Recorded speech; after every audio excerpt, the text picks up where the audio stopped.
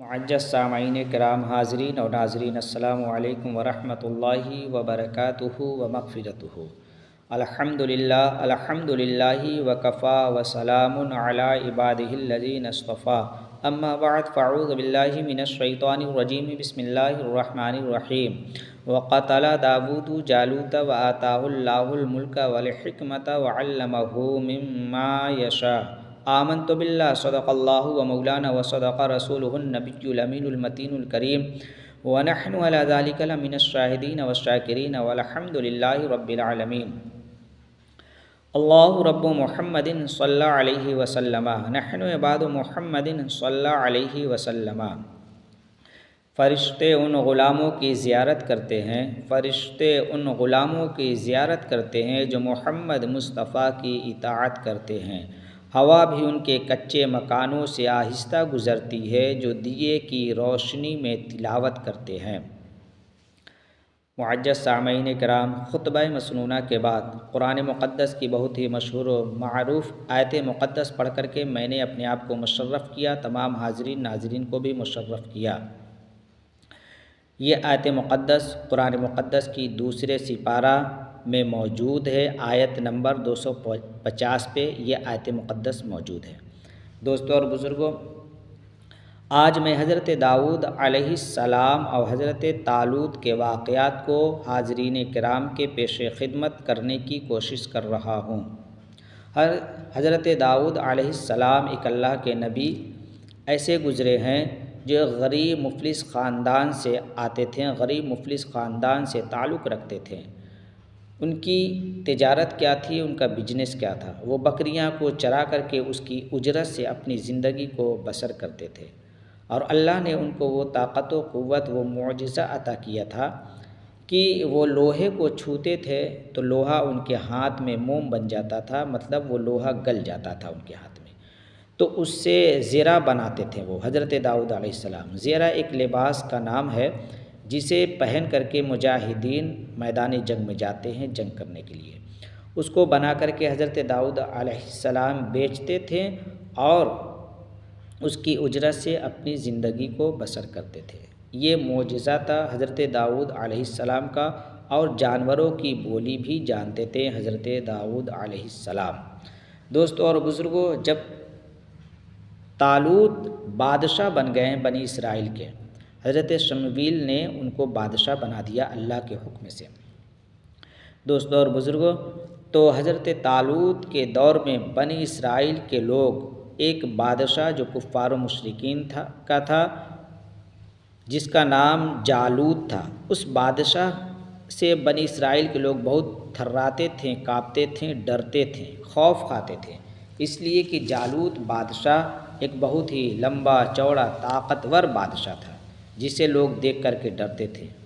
तो हज़रत तालूत बनी इसराइल को तैयार किया जालूत बादशाह से लड़ाई करने के लिए, जंग करने के लिए, और हज़रत दाऊद अलैहिस्सलाम को भी मैदान जंग में उतारा।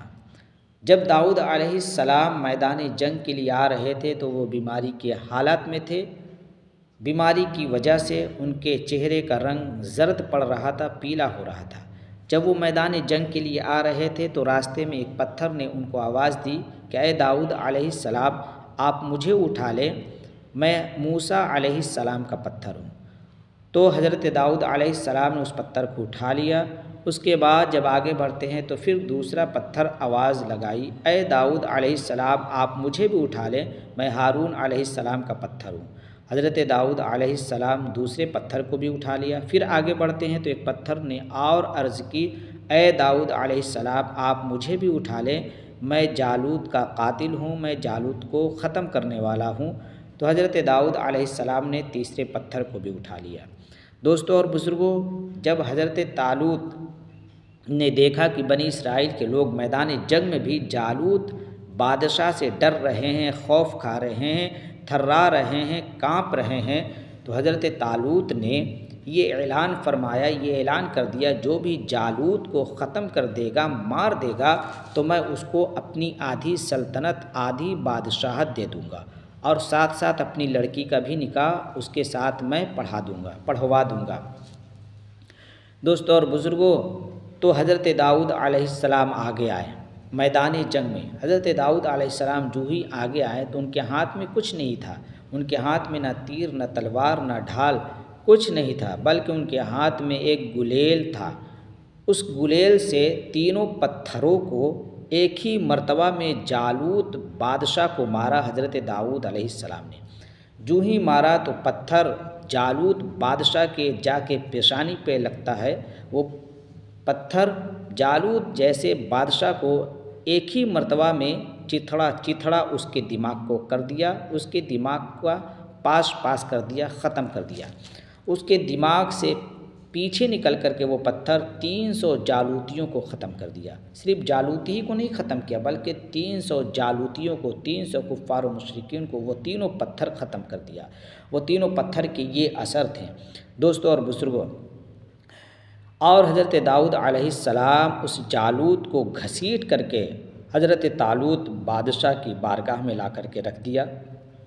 हज़रत तालूत जो बादशाह बने थे वो खुश हुए और दाऊद अलैहिस्सलाम को अपने ऐलान के मुताबिक अपनी आधी सल्तनत, आधी बादशाहत का हक़ दिया, आधी बादशाहत का उनको हक़दार बना दिया, उनको मालिक बना दिया। और ऐलान के मुताबिक हज़रत तालूत अपनी लड़की का निकाह हज़रत दाऊद अलैहिस्सलाम से कर दिया। दोस्तों और बुज़ुर्गों, जब हज़रत तालूत इस दुनिया से रुखसत फरमा गए, इंतकाल हो गए, तो अल्लाह तबारक व तआला के हुक्म से पूरी बादशाहत के मालिक हज़रत दाऊद अलैहिस्सलाम हो गए। दोस्तों और बुज़ुर्गों, जब हज़रत शमूएल अलैहिस्सलाम भी इस दुनिया से रुखसत हो गए, इस दुनिया से चले गए, तो अल्लाह तबारक व तआला ने हज़रत दाऊद अलैहिस्सलाम को नबूवत से भी सरफराज किया। ये अल्लाह के ऐसे नबी गुज़रे हैं कि अल्लाह तबारक व तआला ने इनको नबूवत और बादशाहत दोनों एक साथ अता किया। इनसे पहले कोई भी ऐसे अल्लाह के नबी नहीं गुज़रे हैं जिनको नबूवत भी मिली हो और बादशाहत साथ साथ मिली हो। ऐसे नहीं, ये पहले नबी ऐसे थे जिनको अल्लाह तबारक व तआला ने बादशाहत को भी अता किया और नबूवत भी अता किया। ये अल्लाह के पहले नबी ऐसे गुज़रे हैं, इनसे पहले कोई ऐसे नबी नहीं गुज़रे हैं। दोस्तों और बुज़ुर्गों, ये वाक़या कुरान मुक़द्दस के दूसरे सिपारा सूरह बकरा में आयत नंबर 250 पे मौजूद है। अल्लाह तबारक व तआला इरशाद फरमाता है, वक़तला दाऊद जालूत व आताहुल्लाहुल मुल्क वल हिकमत व अल्लमहु मिम्मा यशा। और कत्ल किया दाऊद ने जालूत को और अल्लाह ने उसे सल्तनत और हिकमत दिया और उसे जो चाहा सिखाया हज़रत दाऊद अलैहिस्सलाम को। ये आयत मुक़द्दस 250 सूरह बकरा दूसरा सिपारा कुरान मुक़द्दस में मौजूद आज भी है। दोस्तों और बुज़ुर्गों, ये तमाम वाक़यात कुरान मुक़द्दस के दूसरे सिपारा में मौजूद है। कुरान मुक़द्दस में इससे पहले जो हज़रत शमूएल अलैहिस्सलाम के वाक़यात को भी पेश किया गया। दोस्तों और बुज़ुर्गों, इन तमाम वाक़यात से कुरान की इबारत और हिकायत से पता चला दोस्तों और बुज़ुर्गों कि कोई भी हो, जिस बिरादरी का हो और जिस ख़ानदान का हो, ये माना नहीं रखता, बल्कि वो कैसा है, उसका किरदार कैसा है, ये देखना है। इसलिए अल्लाह तबारक व तआला ने हज़रत तालूत को इल्म से नवाजा था, तो हज़रत शमूएल को हुक्म फरमाया कि हज़रत तालूत को बादशाह, इमाम, रहबर, रहनुमा बनी इसराइल के लोगों को बना दो। इसलिए कि अल्लाह ने नहीं देखा कि हज़रत तालूत किस ख़ानदान, किस बिरादरी से आते हैं, ना अल्लाह तबारक व तआला ने फॉरवर्ड बैकवर्ड किया। इसलिए आजकल के लोग ऊंचे ख़ानदान, शाही ख़ानदान फॉरवर्ड बैकवर्ड करते हैं। दोस्तों और बुज़ुर्गों, जिसके दिलो दिमाग में ऐसी बात आती है, गोया उसको अपनी ज़ात बिरादरी पे घमंड होता है, तभी तो ऐसी बात आती है। घमंड करना हराम है मज़हब इस्लाम में। अल्लाह तबारक व तआला इसको नापसंद करता है। दोस्तों और बुज़ुर्गों, मज़हब इस्लाम इसकी इजाज़त नहीं देता। जो भी कोई भी हो मज़हब इस्लाम का मानने वाला, अपनी ज़ात बिरादरी, अपनी शाही ख़ानदान पे घमंड ना करे। घमंड अल्लाह को नापसंद है। घमंड करना मज़हब इस्लाम में हराम है। और जिसको दिलो दिमाग में ऐसी बात आती है कि मैं ऊंचे ख़ानदान ऊंची बिरादरी से आता हूँ, मैं फॉरवर्ड हूँ, वो ऐसी बातों से तौबा करे, ऐसी बातों से अल्लाह तबारक व तआला हमें महफूज करे, ऐसी बात से बचने की तौफीक अता फ़रमाए। तमाम मज़हब इस्लाम के मानने वाले लोगों को अस्तग़फ़िरुल्लाह रब्बी मिन कुल्ली ज़म्बी व अतूबु इलैह, ला इलाहा इल्लल्लाह मुहम्मदुर रसूलुल्लाह। अस्सलामु अलैकुम।